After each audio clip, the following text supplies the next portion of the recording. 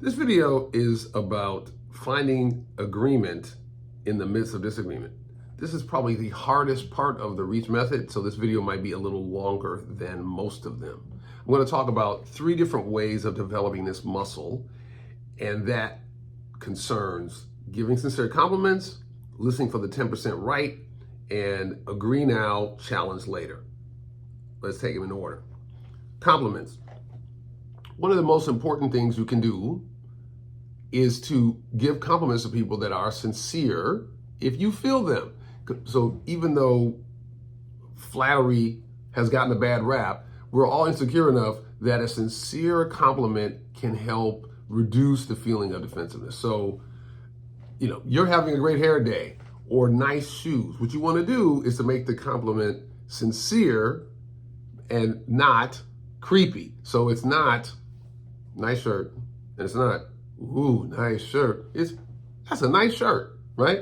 So the point is to practice learning how to deliver these compliments. Now, the good news is you can do this almost anywhere. You can do this in a Starbucks. You can do this at work. You can do this on the train. You can do this in a variety of settings. And so I would suggest that you spend a couple days practicing looking around for what you can compliment and then compliment it. That's a useful skill to learn so that when you're later on in a conversation with one of your homies and you're working on them, you can do that easily and naturally. A second skill might be called looking for what's 10% right. So one of the things that we're going to ask you to do that's going to be important for influence is to find something within what somebody says that you disagree with that you do agree with. So it might be an emotion they're expressing. It might be an underlying value. Let me give you an example. I do a lot of work on teaching white folks who believe that racism is real, how to talk to white folks who don't think racism is real. And one time, one of my students asked me, I have a person who works for me who often makes comments about black folks being lazy. What do I do about that? And my suggestion to him was that you basically at some point say, I'm not sure I agree with your conclusion, but I do agree that hard work is important. And then talk about his learning how hard work was important. I've had conversations with gun control opponents. I'm a gun control advocate. And when people tell me that more guns equal more safety, I think that's generally wrong. But I have been in situations in which the presence of a gun by a non-police officer made me feel safer. It was an exceptional experience. I had many more experiences the opposite way, but I can find that and can agree with that. So it's important to try to look around your world, and not necessarily in politics, but when there's disagreement, look for what might be 10% right in the other person's point of view, see if you can agree with it, and even better if you can tell a story about it. The last technique I will call agree now, challenge later.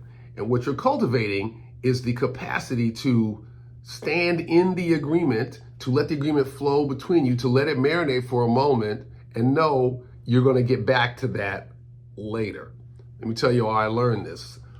A couple decades ago, I had a new roommate. She was a woman, and we started having arguments about the toilet seat and whether the default should be up or down and what happens in either direction. And it was quickly getting out of control. I was seeing a counselor at the time, and the counselor suggested that instead of this extensive back and forth, that I try at some point saying, I understand where you're coming from. I see what you mean.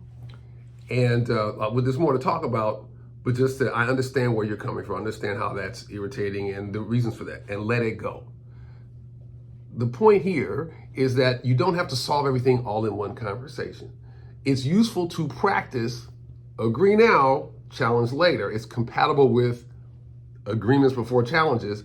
And given that you're going to be talking to your friends multiple times, most likely, you might have to sit with agreement that you are worried will support their bad views, but ultimately you're building trust and you are committed to getting back to them. So look around for conversations you're in where you're going to have a chance for repeated contact. If there's disagreement, try to find that 10% agreement and then agree and say there's more that we can come back to the rest, but I agree with you.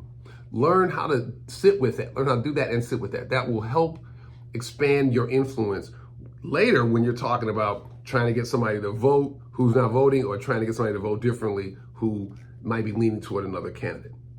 All right, to review, you want to practice learning how to give compliments. You want to practice looking for the 10% that the person might be right who you disagree with, and practice agree now, challenge later. Let's get to work. If you like the content of this video, please press like or subscribe, because that helps the algorithm push it out to more people who might want to see it. Anything you do in support, whether it's a like or a subscribe or a share or even a small financial contribution to this self-funded project, is helpful in making sure we can continue this important work of spreading compassion for the sake of democracy.